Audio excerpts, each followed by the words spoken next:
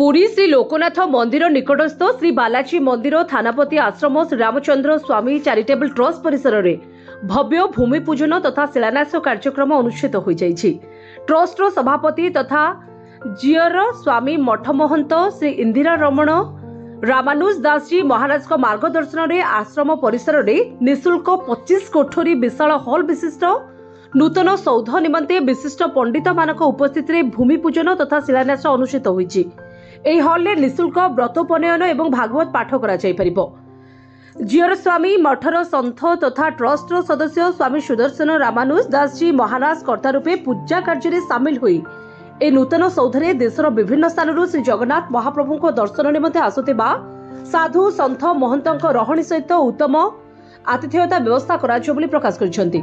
तेबे पूजा कार्य में देवाचार्य पंडित इंद्रमणिपति मुख्य आचार्य कार्य तुलाइथिबा बेले आचार्य पंडित धर्मेन्द्र षडंगी प्रमुख पूजा कार्य संपादन करथिले। वरिष्ठ सामाजिक विष्णुदत्त दास कार्यक्रम में उपस्थित थिले। ब्यूरो रिपोर्ट जे न्यूज।